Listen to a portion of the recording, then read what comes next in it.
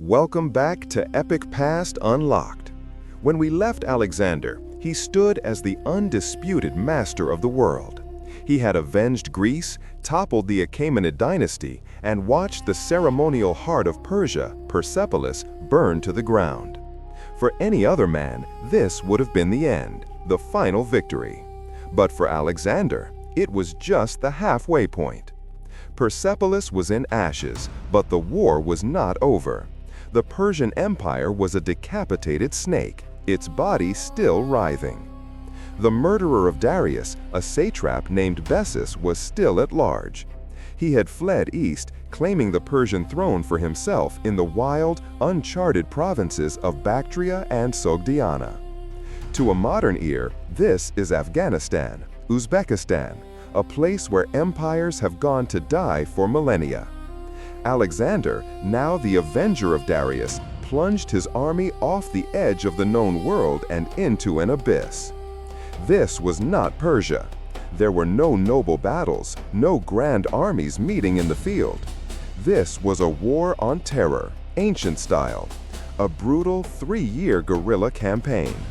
The enemy vanished into snow-clogged mountains, striking from nowhere, melting away like ghosts. The land was savage, and it began to make the Macedonians savage too.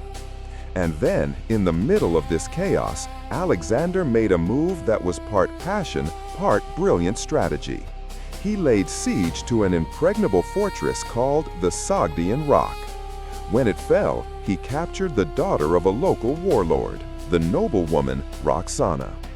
It was, by all accounts, a love match. But it was also a political masterstroke. By marrying a Bactrian noblewoman, Alexander declared this was no longer a conquest. It was a fusion. He was not just the king of Macedon, he was now the king of Asia. And his Macedonian veterans, watching him adopt foreign customs, began to hate him for it. With Bactria barely pacified and Bessus captured and brutally executed, Alexander turned his gaze to the one land that was still pure myth: India. In 326 BCE, he crossed the snow-covered Hindu Kush and entered the Punjab.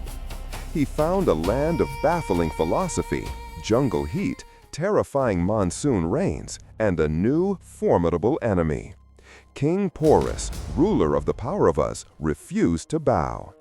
He met Alexander at the flooded, raging Hydaspes River, and with him he brought a new weapon of war, a weapon the Macedonians had only heard of in nightmares. Think of an M1 Abrams tank, but alive. A tower of flesh and ivory, impossible to stop. War. Elephants. The sound alone sent a shockwave of terror through the Macedonian ranks. The Battle of the Hydaspes was Alexander's final masterpiece, and his most costly victory.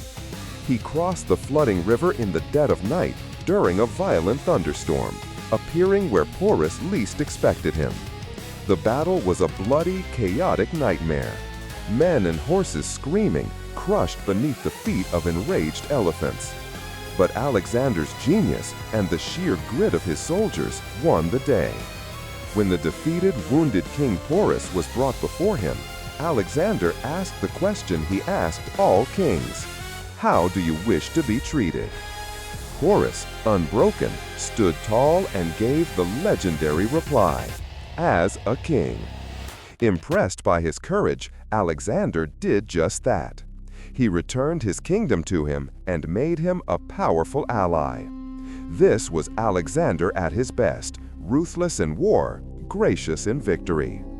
He had defeated the elephants, he had defeated Porus. He was ready to march to the end of the world, to the great ocean he believed was just beyond. And it was then that his own army finally defeated him. At the Hyphasis River, his army, pushed to the absolute limit, finally broke. They weren't beaten by an enemy. They were beaten by 10 years of non-stop war, by monsoon rains that never ended, by disease, and by the terrifying knowledge that beyond this river was another, even bigger empire, with even more elephants. His men refused to march. It was a mutiny. The historian Arrian wrote that the men stood before their king, quote, silent, their faces sullen. They would not go one step further. Alexander, the man who had never known defeat, the man who believed he was a god, was defeated. Not by a Persian king or an Indian elephant, but by the simple human exhaustion of his own men. Bitterly, he gave the order. They would turn back. The dream of conquering the world was over. Alexander would make one last fatal decision and lead his army into a hell from which many would never return.